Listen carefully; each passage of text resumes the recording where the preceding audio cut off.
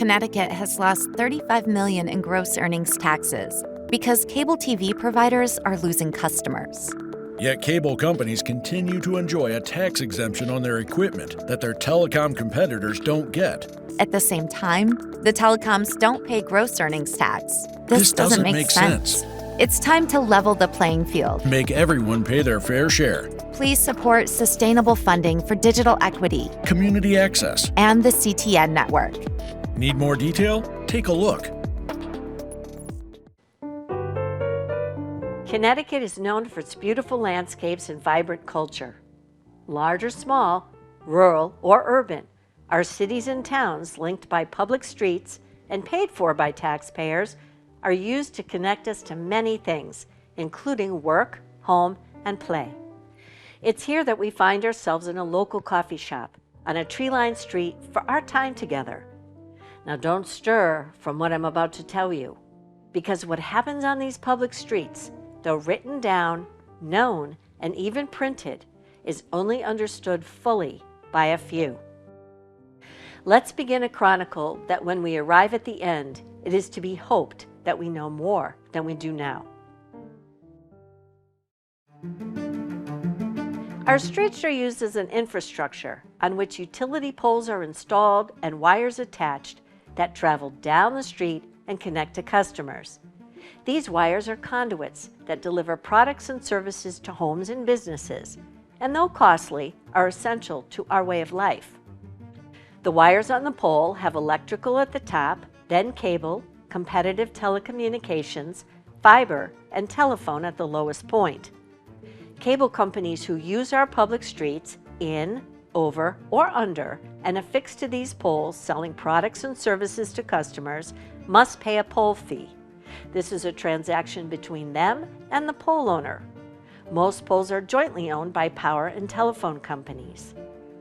It only takes $1,000 and an application for cable companies to receive legal authorization called a certificate, without any hearing or review. This allows them to sell to customers, including businesses like this coffee shop, households, or multi-dwelling units like condominiums. Since the beginning of cable, a certificate allows companies to build and roll out their systems to customers with the following obligations: a federally mandated 5% gross earnings tax to the Franchise Authority, which in Connecticut is the state. This money goes into a general fund and pays for things such as CTN, Connecticut's TV network, funded $3.2 million annually. Fund Public Education and Government TV, called PEG, the equivalent to CTN on a local town level and considered by Congress and the FCC an important part of our communities, with funding approximately $1 per month per customer. 0.25% gross earnings tax to a grant fund used by schools, towns, and community nonprofits for technology or capital expenses. Carry local broadcast stations like Channels 3, 8, 30, and 61, CTN, and PEG TV stations. Here's the deal given to them. Receive a personal property tax exemption on any truck, wire, or piece of equipment used to provide cable service. Connecticut is one of the few, and maybe the only state left, that still offers this special exemption to cable companies. Charge customers whatever they choose, with no regulation on cable rates or types of programming sold to customers.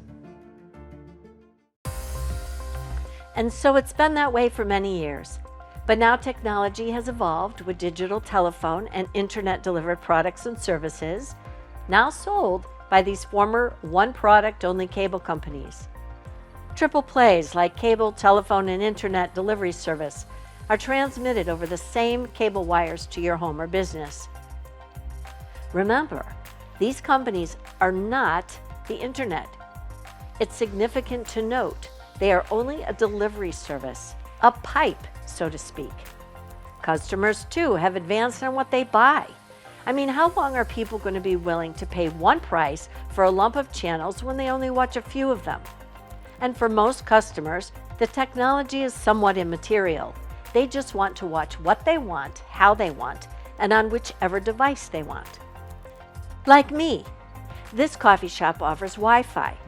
I can use my cell phone or laptop right here to watch online the same cable TV lineup I have at home, or connect with work, emails, or the internet. Now here's the deal. Customers say they cut the cord, but the cord was never really cut. As our Public Utilities Regulatory Authority pointed out in a recent study, the customer just shifted away from traditional cable. In fact, the shift is happening on the same cord, the same infrastructure, using the same street, and customers have the same access to CTN and PEG TV on smart TVs, online, or with apps like Roku, Fire, and Apple TV. And here's the problem. Cable companies don't lose a customer who switches.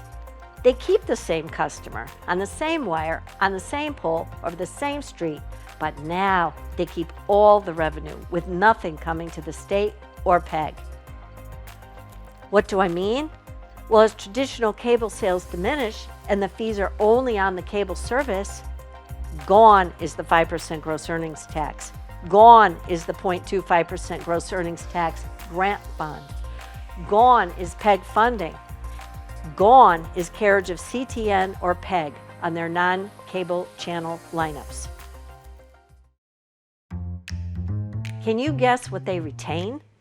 Besides the customer, they retain all of their personal property tax exemptions.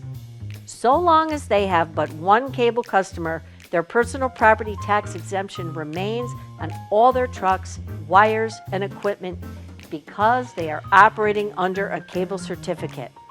Let's say the coffee shop we're sitting in started selling lottery tickets. They'd need a lottery license. And if they started selling gas, they'd need a license to do so with different requirements than those to just run a coffee shop. And regardless of what they were selling, they'd still have to pay rent to the landlord. These mega communications corporations using our streets continue to rake in billions of dollars. Have you seen your bill? In 2024, they raised customer bills over $10 per month, just in add-on fees. PEG nonprofits are small business employers who've had their funds cut in half, forcing layoffs, putting a strain on local community TV resources that bring Connecticut's hyper-local content directly to where the consumer wants to watch, online. If something doesn't change this legislative session, this valuable public resource will cease to exist. And the state? The gross earnings tax revenues are rapidly diminishing due to revenue declines from traditional cable customers. For example, in fiscal year 2014-2015, the state received nearly $74 million in gross earnings tax receipts from the cable industry. By year 2021-2022, the gross earnings tax receipts had dropped to $39 million. I've enjoyed the coffee in your company at this little shop, but I'm afraid this chronicle ends on a sad note in that Connecticut is no longer receiving the full public benefits from the cable industry that were the original conditions for occupying our streets. Those public benefits must be restored and required of these companies as they continue to profit by way of our public streets. And we need your help. To pour gasoline on the fire, Connecticut made a decision in 2007, unlike most other jurisdictions.